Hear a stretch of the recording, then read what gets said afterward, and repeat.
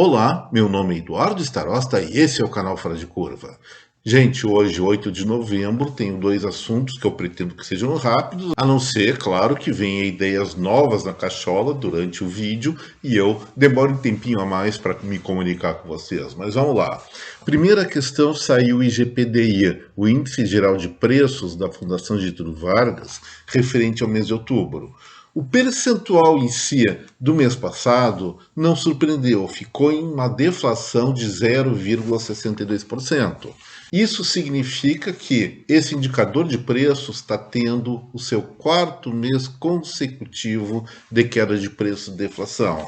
Mas teve realmente uma coisa que me deixou preocupado, que saiu da minha base de expectativas. Segundo esse índice, que conta primeiro com o índice de preços por atacado, que teve uma deflação de 1,04%, também trabalha com o índice nacional da construção civil, que teve uma variação de 0,12%, tudo dentro dos conformes, mas o que me preocupou mesmo foi o índice de preços ao consumidor, que registrou uma alta de 0,69% em outubro. Realmente, gente, eu não estava esperando isso para outubro e talvez os analistas de plantão tenham razão quando projetaram um IPCA, que é a medida de inflação do IBGE para todo mês de outubro, bem mais alto do que nos meses anteriores, chegando, beirando a 0,6%. Mas, de acordo com os dados da Fundação Getúlio Vargas, esses preços ao consumidor foram muito, mas muito pressionados pelo setor de alimentação, uma alta de 0,74% e realmente, nesse âmbito, é o grupo de consumo mais importante para a determinação da inflação total. E aí, como é que será que foi subir 0,74%? Eu não tenho ainda muito detalhamento disso, como eu falei. Quando sair o dado do IBGE, eu vou poder esmiuçar essa alta. Mas sim, ela é preocupante, talvez tenha relação com alguma instabilidade climática. Eu não vi movimentos muito fortes em termos de variação de preços das commodities, que poderiam sim determinar uma alta, uma redução de preço mais significativa na área alimentar. Então, vamos ver o que está acontecendo, se é uma questão casual ou existe algum novo fenômeno na economia que venha pressionar o preço dos alimentos. No caso, o setor de transportes, nesse índice de preços ao consumidor da Fundação Getúlio Vargas,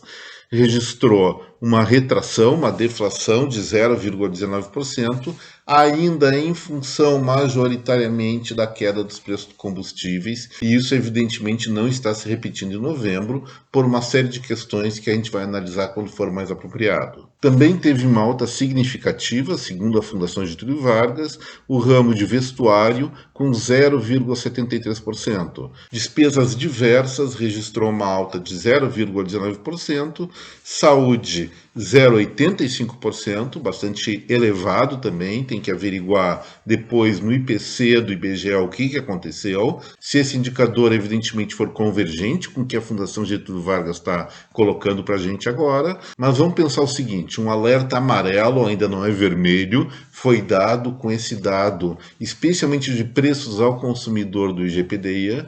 Vamos esperar para daqui 1 ou 2 dias o que vai acontecer com a inflação oficial brasileira, como já falei, medida pelo IPCA do IBGE.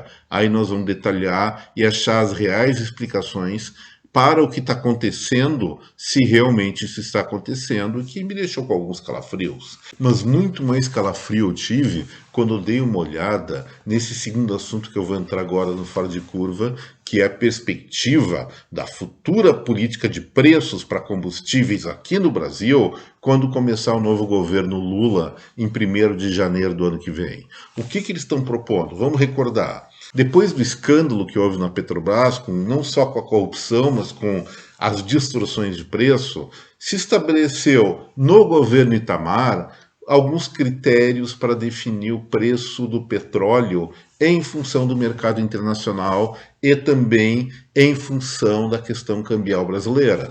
Desde 2021 nós estamos pagando os pecados por causa dessa metodologia, mas a solução definitiva para essa questão de preço alto dos combustíveis brasileiros, com o nosso país produzindo tanto petróleo a um custo relativamente competitivo, seria evidentemente privatizar as refinarias e usar alguma coisa como BNDES para financiar novas plantas de transformação de petróleo em combustíveis, de forma a gerar mais competitividade no mercado. E aí aumenta a oferta, aquela coisa, reduz preço. Mas não, o que o futuro governo quer fazer? Quer segmentar o mercado brasileiro de forma regional, de acordo com a intensidade da importação de petróleo.